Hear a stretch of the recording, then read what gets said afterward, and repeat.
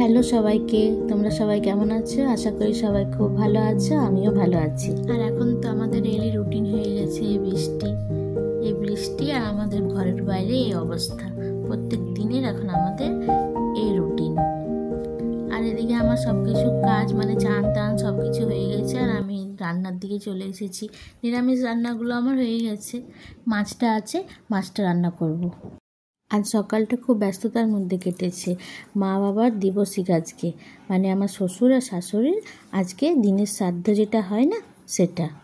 শ্রাদ্ধের কাজ তো 12টার পর হয়, তাই পুরোহিত মশাই বলেছে 12টার পর আসবো। আমার ওদিকে পুজোর সব জোগাড়ও হয়ে গেছে, কিছুটা রান্নাও হয়ে গেছে, এদিকে রান্নাটা করব, তাহলে আমার হয়ে যাবে। তোমরা হয়তো ভাববে দুজনের একই সাথে কাজ হচ্ছে, দুজনে কি একই সাথে মারা গেছে? না, বাবা আগে মারা গেছে, তার অনেক বছর পর মা মারা গেছে, কিন্তু একটা মাসের মধ্যেই, মানে মা যখন মারা যায় বাবা আর মা একটা মাসেই মারা গেছে, মানে ভাদ্র মাসে বাবাও মারা গেছেন আর মাও মারা গেছেন। সেই জন্য কাজটা ভাদ্র মাসের ওই তিথি দেখে পর দুজনের কাজ একসঙ্গে করা হয়। আমার বিয়ের অনেক আগে বাবা মারা গেছে, আর আমি বিয়ে হওয়ার আসার পর 4 বছর তক মা ছিল বেঁচে। আমার বিয়ে 4 বছর পর মা মারা যায়। দেখতে দেখতে 10টা বছর পার হয়ে গেল, মা মারা যাওয়া 10 বছর হয়ে গেল। মনে হয় সেদিনের কথা, সেদিন হঠাৎ দুপুরবেলায় মা মারা গেছে। সময় কত তাড়াতাড়ি চলে যায় বলুন তো। দুপুরবেলায় কাজ টাজ হয়ে যাওয়ার পর পুরোহিত মশাই আমাদের বাড়িতেই ভাত খায়। এখানে আমি সব কিছু রেডি করে দিয়েছি, এরপর পুরোহিত মশাই আসবে আর শ্রাদ্ধের কাজ আরম্ভ হবে। পুরোহিত মশাই গ্রামেরই হচ্ছে, সম্পর্কে আমাদের মামা হন, মামা শ্বশুর হয় সম্পর্কে। উনি আসবেন বলেছেন তো 12টায়, আমি সব কিছু রেডি করে দিয়েছি, উনি আসবেন, তারপরে সব কাজ হবে। উনি বলতে উনি চলেও এসেছেন। এটা আমার দেওর, ওই তো ছোট ছেলে, ওই কাজ করে, প্রত্যেক বছর ওই করে কাজ। ওদিকে কাজটা হচ্ছে আর আমি ততক্ষণ মাছের রান্নাটা করে নিই। রান্নাবান্না করে নিয়ে আজ আবার একটু বাইরেও যেতে হবে। ছেলে যেহেতু আমার হোস্টেলে থাকে, কিছুদিন স্কুল ছুটি ছিল তাই বাড়ি এসেছে। এরপর আসবে কাল কিংবা পরশু ও চলে যাবে হোস্টেল। এরপর আসবে সেই মহালয়ার পরে পুজোর ছুটিতে। তার আগে ওর কেনাকাটা তো করতে হবে।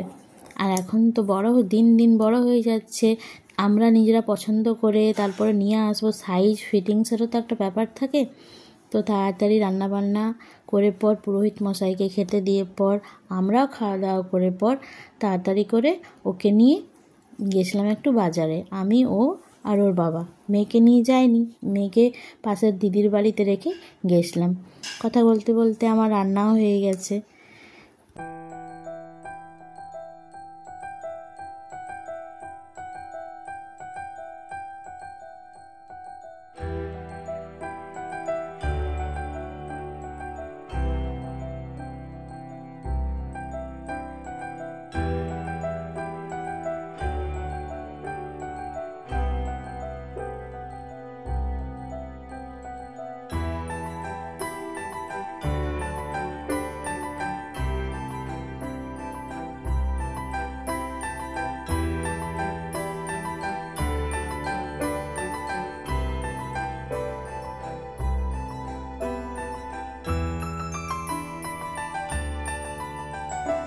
এদিকে পুরোহিত মশাই খাবার খেয়ে নিয়ে বাড়ি চলে গেছেন। তারপর ভাবছি রান্নাগুলো তো শেয়ারই করা হয়নি।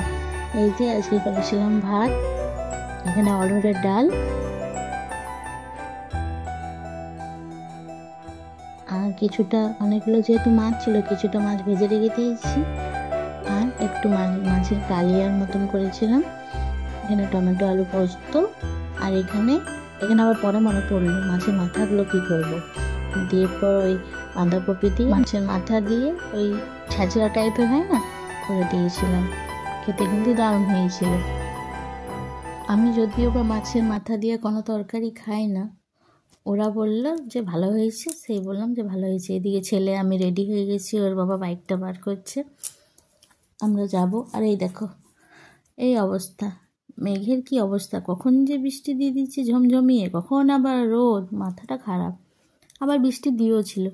পেট্রোল ভরাতে গেছে যখন, পেট্রোল ভরাতে গিয়ে পরে এত মেঘ এলো কালো করে, পাক্কা 1 ঘন্টা আমরা পেট্রোল পাম্পে ওখানে শেড ছিল, ওই শেডের তলায় দাঁড়াইছিলাম। আরও 2-1 জন ছিল। আমরা এই যে দাঁড়াই আছি আর মনে হচ্ছে বাড়ি ফিরে যাব নাকি। অবশেষে বৃষ্টি ছাড়লো, নিয়ে পরে আমরা গেলাম দোকানে যেয়ে দেখি দোকান একদম ফাঁকায়। বৃষ্টির জন্য দোকানগুলোতে এখন ভিড়ও কম হচ্ছে।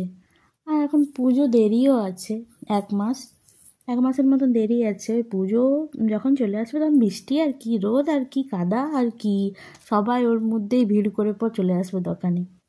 আর এখন ফাঁকা আছে যেহেতু ভালো করে দেখাচ্ছে নানা রকমের কালেকশন এসেছে, নানা রকমের জিনিস দেখাচ্ছে। বিরক্তি মানে এখন ভিড় নেই তো, সেজন্য বিরক্তি হয় না, দেখাচ্ছে। আর এইদিকে ছেলে নিজের জামা পছন্দ করেছে, পরে পরে দেখছে। দিয়ে আবার বৃষ্টি। আমরা একটু গেছি গ্রসারি দোকান, বললাম না ছেলে চলে যাবে হোস্টেল 2 দিনের মধ্যে, তো তার কিছু তো জিনিস কেনাকাটা থাকে, ওই সব কেনাকাটা করে পর আমরা আবার বাড়ি চলে এসেছিলাম। বাই।